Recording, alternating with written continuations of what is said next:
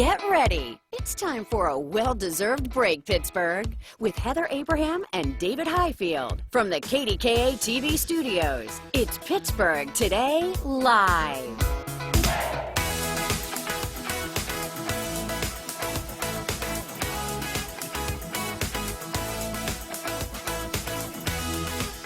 Always happy when it's Wednesday because it's no longer Tuesday. It's true. That's your least favorite day. It's my least favorite day. And we're moving toward the weekend, which is good too. It absolutely is. Although I noticed something last weekend. What was that? That bothered me. It was weird. Like, we were out on the roads, we were driving up to Armstrong County to visit my dad, and people were driving like maniacs. It was like, because we went into the green phase, like all of a sudden people had forgotten how to drive or just were driving like, wildly, and then I thought, well, maybe it's just us. And then I saw people on Twitter talking about this too. Did you notice it? Well, I think, and you and I have been coming into the office, so we've still been driving, right?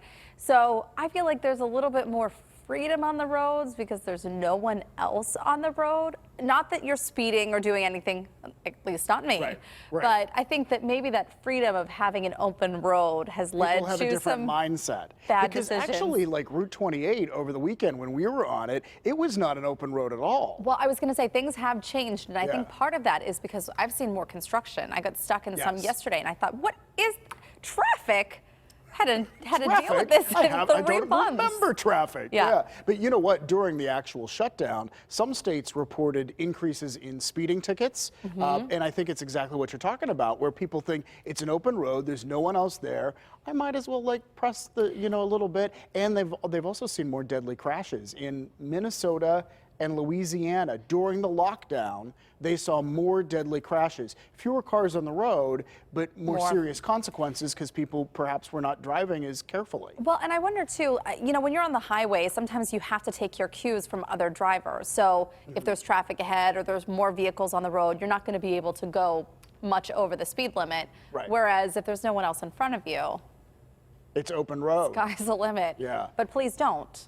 No. Please, no. follow the speed limit. Be careful, be cautious. Yes. Yeah. But anyway, be careful if you're going out there because I don't know. It's like people have forgotten how to drive. I think, there were you may be bad onto things something. happening. Yeah. And every time I'm in the car with Gary, he's very good at pointing out all the things that other drivers are doing. Oh. Like, I'm in my own world. Yeah. And he's meanwhile like, did you just see what happened there? Did you see just there was almost an accident, you know? And then, so with his narration, then I realized, oh my gosh, there's a lot going on. Well, I love John Shumway's story the other day about slowing people down in work zones, and he called it your own personal photo booth. There's like a sign that'll be posted saying, we're going to take your picture up ahead, because they really want to make sure that people are slowing down in work zones, but that goes all the time. Yeah, that goes all the time, and and it's to protect the workers in those zones. Right. That can be a dangerous job.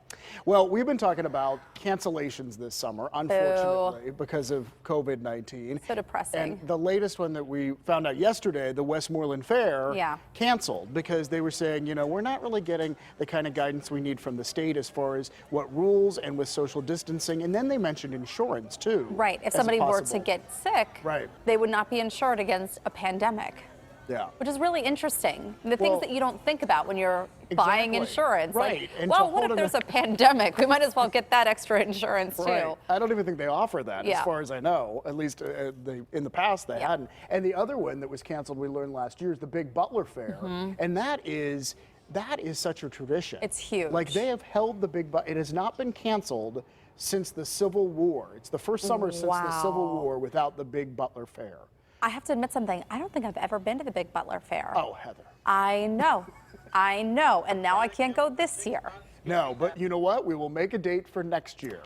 We will go to the Big Butler Fair because I don't know if it's a fond memory, but I remember going as a kid, and then as an adult, I am so excited for this.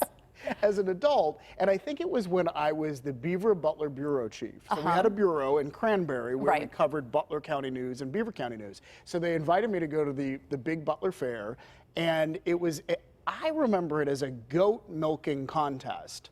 But I found a picture, and it looks more like a cow to I would say that's definitely a cow. And you can see the look of fear on my face. So people... People had crowded around. They're taking pictures, and this was a contest. And I had never milked anything ever in my life. And so I get a brief tutorial beforehand from this guy who's telling me like how to squeeze, and what to do. And meanwhile, I mean, I got a little bit of milk out, but I remember it not going well. And the woman who's behind me there, the Butler County Dairy Princess, she won because she knew what she was doing. She's the Dairy Princess. Quote of the week, I've never milked anything before. Didn't know what I was doing. Can we frame that and put that on a wall somewhere? No, we're not framing that picture. We will never see it again. David. But that's my big Butler Fair memory. Thank you for that laugh today. Okay, good. I needed that, and that was fantastic. I'm glad. I don't know if there's any transition from that into this next story, but let's... Well, this story might make you laugh, at least put a smile on your face. Yeah. Yeah, the Nashville Public Library has started curbside pickup, which a lot of places are doing. They started it this week, and the idea is that you can just pull up, they will put the books in the trunk of your car, and then when you are done with the books, you put them in a drop, like on the side of the building. Yeah. So they came up with a video that was kind of clever and kind of fun, and we want to play some of it. Yo, MPL, let's kick it. Curbside, baby. Curbside, baby. All right, stop. Follow signs and listen. The library's back with a brand new invention. Curbside is where you get your books. It's city-wide. Just take a look out to the street. We'll bring books to you bravely. Listen to the rules as pertains to your safety. Roll up. So smart, and that does make me smile. It goes on and on, too. I wish we could play more of it, because it was so clever, Who knew Ice Ice Baby would come back to educate people about social distancing and libraries? We keep talking about this over and over again, but really this has forced so many people and businesses to look at how to do things a different way, to survive in different ways. So smart. Yeah. So smart. And it gets your attention. I mean, we're talking about it in Pittsburgh. We are, because Yeah. the video is just that fun. And this is actually a bit of good news. New Zealand, looking at what other countries are doing, New Zealand has lifted almost all restrictions because they are reporting no Zero. active cases of coronavirus in New Zealand. I think this is incredible, but they, I think, had and jumped to it very quickly. Yes. They went right into their shutdown orders pretty soon after getting some of the first cases in their country, and I think that helped to prevent a lot worse situation there. Right. So kudos to them. Yeah, apparently, I mean, very stringent rules right from the get-go, but now they're able to open things up, and New Zealand and Iceland are the only other nation with no active cases right now. Prime Minister Ardern said that they do know that they're going to have cases in the future. Right. They're well aware of that, but they're going to be prepared, and they knew what to do this time around, and they'll just implement what they need to the next time. Yeah, I mean, one of the few restrictions they still have is no incoming, like international borders are closed. Yeah. Which makes sense. It does. If you don't have it there, you don't want people to be coming in, bringing it there. Yeah. All right, I have a question for you. Are you a people pleaser? Sometime? I guess it depends on what day. Probably not on Tuesdays. See, I don't like conflict. So Yeah. I kind of am a people pleaser sometimes. Like if people ask me to do something, oftentimes I'll say yes. Knowing it compromises other things. Well, yeah. I mean, just if it's I just don't want the conflict. Somehow it's saying no. I'm getting better at saying no. It's hard. I mean, I think that comes with age, maybe. Getting better at saying no. Getting better at saying no. Well, I think it's finding a polite way to do it, right? Because we never want to hurt somebody's feelings or feel like, we're uninvolved or whatever. But yeah, I think, you're right. It does come with age. So this brings us to today's list. Which camera am I looking at? This one? Yes, there's a definite downside to being a people pleaser, and this is from Psychology Today. And in fact, there is a list. There are 4 major downsides of being people pleasers. Number 1, you're neglecting yourself. So people pleasers really devote very little time to take care of their own health, and they may be prone to health problems. I mean, that's a true people pleaser if you're doing so much stuff that you don't even get to the doctor when you need to go. And the other one, you become passively aggressive. I can see where this happens. You find yourself angry at that other person, and maybe that comes out in different ways. That's also a downside. You talk through your teeth about them. Oh, we were doing a lot of that yesterday. We did do that yesterday. You can't enjoy activities because you are so stressed about getting everything done, you're not present to enjoy the now. Yeah, and Makes that sense. brings the last point, stress and depression. You have more demands than you can handle, and eventually you'll get depressed. So don't do it. Try not to be a people pleaser. Please yourself. Yeah, that's such good advice. Marlene Boaz would be so proud of you. I think a lot of parents, though, find themselves being people pleasers because of their kids. Right. Or if you're a caregiver in general, if you're caring for somebody else, like an adult parent or something like that, you wind up going out of your way to please and to take care of, and I think that can lead to these same things. It sure can. All right, well, if you think we're big mouths, just wait until you see. Just wait, here's the camera. Just wait until you see this video. So this is a new Guinness World Record holder. His name is Philip Angus. Oh my. He is from Boyertown, PA, which is over on the other side of the state. And look at this. He has won for the world's largest mouth. His gape is 9.52 centimeters or 3.75 inches. Says he has always had a big mouth. His parents don't know why his mouth is so big, but yes, you can be in the Guinness Book of World Records for this, and you can eat like a Primanti sandwich and not have to squish it down. That was going to be my point. Yeah, that's the upside, I think. Being able to eat a big sandwich. Oh my gosh, look at the measuring device. That looked painful. So anyway, he's in the Guinness Book of World Records. Congratulations. Congratulations. Congratulations to him. All right, we have another world record winner for his big mouth, and we want to show you some video. This is a golden retriever named Finley from New York. He can hold 6 tennis balls in his mouth on his own.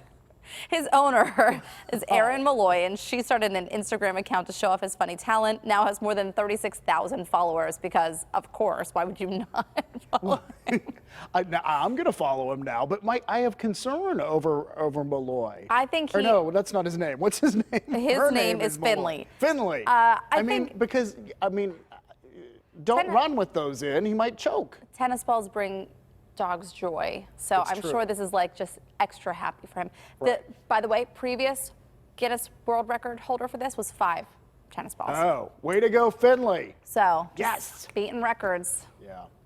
All right. Congrats to both of those winners. We want to get to something that has... Are we doing this? It's become like an inside joke. We're going to do this. So, when we line up what we're going to talk about each day, here. we always have some stuff at the bottom that if we talk too much and Jill tells us, quit talking. And we usually do. We can just move that story to the next day or whatever until we get tired of it and just don't talk about it anymore. So this is one of those stories. David is determined. It has been moved for like 2 weeks? 3 weeks, maybe? Yeah. So anyway, it is about Alice Cooper, who, of course, when you think of a reassuring voice of calm in a time of... It's Alice Cooper for sure. Right. Yeah. But normally his songs maybe don't instill that sort of vibe, but he's doing something different. He wrote a new single called Don't Give Up. He told one reporter he wants to make sure Alice isn't scaring you, but instead trying to encourage you. So listen to what he came up with.